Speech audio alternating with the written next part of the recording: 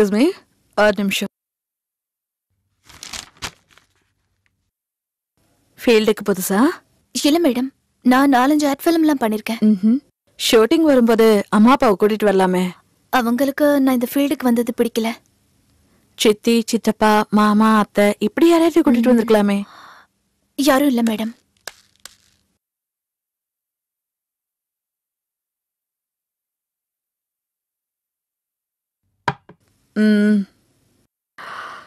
இப்ப எனக்கு தண்ணி குடிச்சிட்டு போறவர் யாருன்னு தெரியுமா? உங்க அசிஸ்டண்டா? என் ஹஸ்பண்ட். நானும் ஒன்ன மாதிரிதான் நடிக்கணுங்கிற வெறியில ஊரை விட்டு ஓடி வந்தவ. அங்க தட்டு இங்க தட்டு ஏதோ வாழ்க்கையில முன்னுக்கு வந்துட்டேன். 2 கல்யாணம் பண்ணிருக்கேன். 2 பேருமே வசதியானவங்க தான். அவங்களா வந்து கேட்டாங்க, ஒத்துக்கிட்டேன். கொஞ்ச நாள் வாழ்ந்து பார்த்தாங்க, சரிப்பட்டு வரல. டைவர்ஸ் பண்ணலாமான்னு கேட்டாங்க, அதுக்கும் ஒத்துக்கிட்டேன். அதுக்கப்புறம் தான் இவர் வந்து சேர்ந்தாரு. சின்ன வயசுல ஊர்ல சுத்தி சுத்தி என்ன லவ் பண்ணாரு. சரிதானு கல்யாணம் பண்ணி ஹஸ்பண்ட் வேலைக்கு வச்சுக்கிட்டேன்.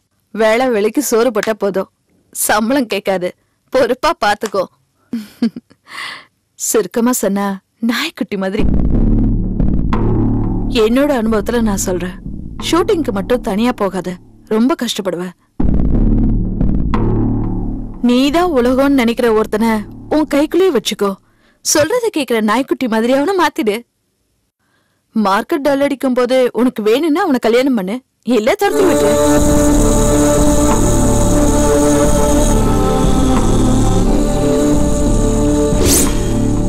கடை ரொம்ப ஸ்ட்ரிக்ட். உங்களோட என்னால பேச முடியாது. வெளியே வெயிட் பண்ணுங்க. Hello, 1 minute. என் ஃபியூச்சர் பத்தி கவலைப்பட்டதெல்லாம் போதும்.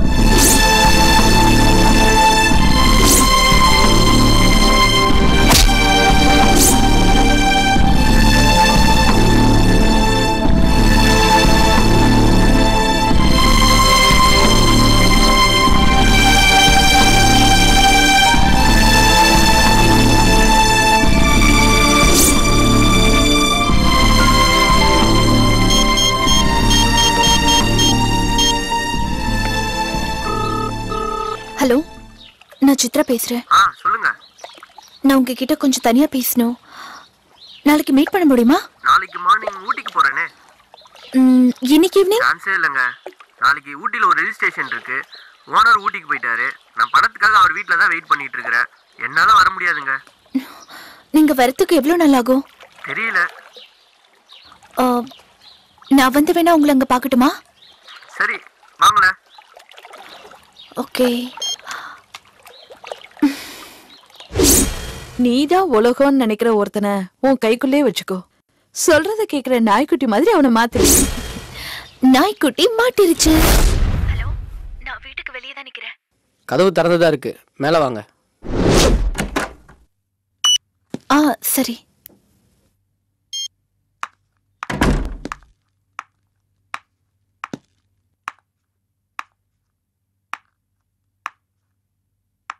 உங்ககிட்ட நான் கொஞ்சம் தனியா பேசணும். சொல்லுங்க. எல்லார் வாழ்க்கையிலையும் எது ரொம்ப பிடிச்சதுன்னு தெரியுமா? பணம், அன்பு, காதல், பாசம். இது எல்லாத்தையுமே தாண்டி வாழ்க்கையோட ஆதாரமா இருக்கிறது இந்த பணம் தான். இந்த பணத்துக்காக நானும் என் வாழ்க்கையில சில தவறான முடிவுகள் எடுத்துட்டேன். நிறைய விஷயங்கள் இழந்துட்டேன். பணத்துக்காக ஓடுறோம். பணம் கைக்கு வந்ததும் என்னென்ன விஷயங்களை இழந்துட்டோன்னு நினைச்சு பார்க்கும்போது ரொம்ப கஷ்டமா இருக்கு. நம்ம காதலும் அப்படிதான். இனிமே எந்த விஷயத்துக்காகவும் நான் உன்னை இழக்க விரும்பல. இப்பதான் லைட்டா ரியாக்ஷன் வந்திருக்கு. எனக்கு பக்கம் பக்கமா டைலாக் பேச வராது. ஆனாலும் என்னோட உண்மையான நிலைமையை சொல்லிதான் ஆகணும். I love you so much. உண்மையான காதல்னா என்னன்னு நான் இப்பதான் புரிஞ்சுக்கிட்டேன். இந்த உலகத்துல என் மேல அன்பு செலுத்துற ஒரே ஜீவன் நீதானு எனக்கு தெரியும். நீ இல்லாம இனிமே என்னால ஒரு நிமிஷம் கூட வாழ முடியாது. என்னது, கொஞ்சம் கூட ரியாக்ஷன் டெப்தா வரலையே.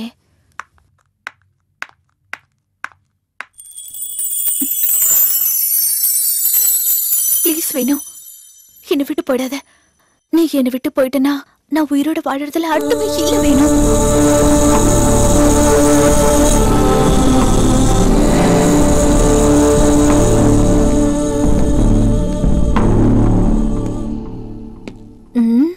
சொந்தமா டைலாக் பேசி நடிக்கிறது எவ்வளவு கஷ்டமா இருக்கு. இனிமே நோ டைலாக், ஒன்லி ஆக்ஷன் தான்.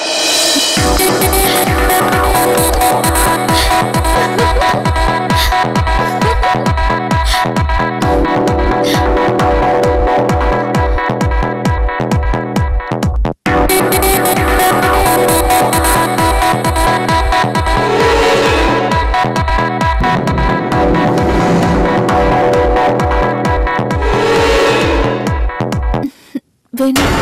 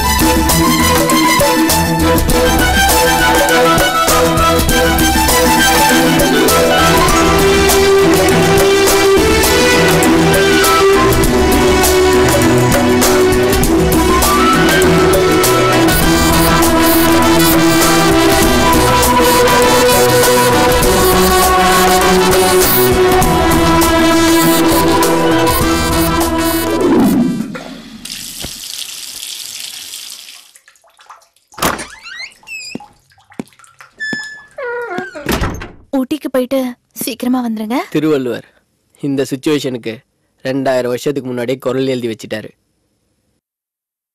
அன்பின் விளையார் பொருள் விளையும் ஆய்தொடியர் இன்சொல் இழுக்கு தரும்.